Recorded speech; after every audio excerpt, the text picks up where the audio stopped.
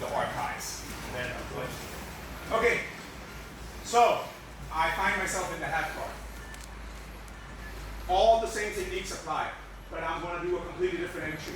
The entry I'm going to do is I'm going to catch the near collar. I'm going to put my elbow across his body, and I'm going to lift up this arm. That's it. Now I can use basically all the same techniques, and I'll show you. So I catch, and now I go here. Instead of keeping my knee close, I'm going to keep my knee far. And now from here, I'm going to go. That was number one.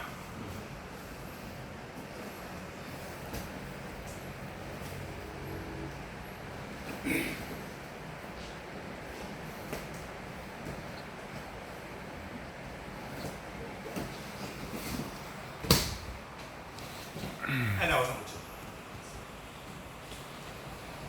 That's it.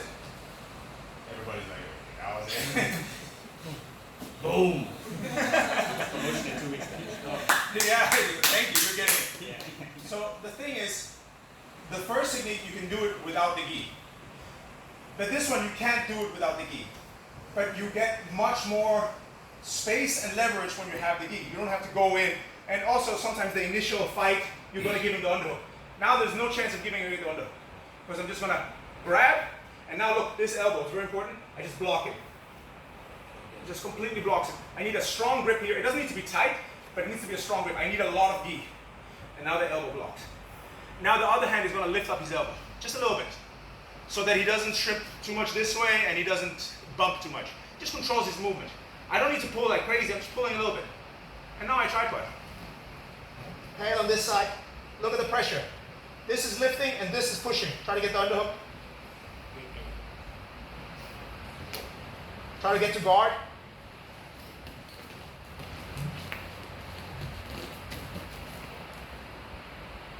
It's kind of ridiculous, right?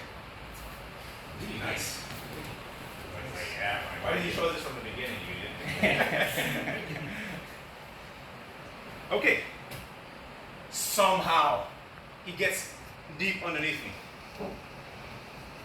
As soon as I backstep with this, the amount of pressure is ridiculous. Poor Pat. Okay? Because we're not in the same weight class. The amount of pressure when I backstep with this, it's ridiculous. Just take my word for it, okay? If Pat does it on me, even though I'm bigger than Pat, the pressure is relentless. Yes, thank you. So somehow I'm trying to get on the inside. Excellent. Yeah. Thank you. Right on the ribs, lots of nerves here. It's just good stuff. And then he can work from there. He can either pass this way out if I let go because of the pressure, or he can backstep and go 3/4 mount. So all the same techniques apply.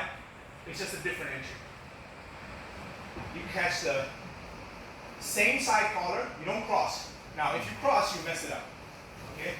Let's just look at falls. If I cross here, this is basically opening up the gi, which means he can freely move to my back. Okay? Because the gi opens like this. It opens, so he can move. Whereas when I grab here, it closes. So when he tries to move, but I'm not going to try to hold him just with my wrist. I'm going to use my weight also. And now I don't try to close my legs. I spread my legs. And I pull here. Of course, if I stay here, it's just going to pull guard. So I need to tripod. And the pressure is ridiculous. I get my knee out, and I slide. Because you don't have an underhook. True. But neither does he. Try to get the underhook. The other way around. Oh, sorry. 2 minutes. So this kills the underhook. And this is when you can go directly into this attack that we did a lot last year, where I just pull and push. Pull and push. And now I've set him up.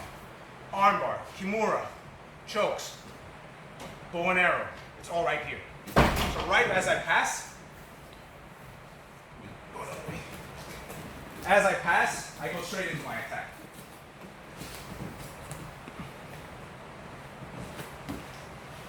As I pass, I go straight into my attack. As I pass,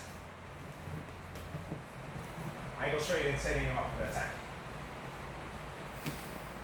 As I pass,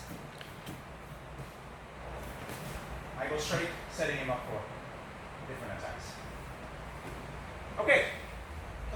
Yes.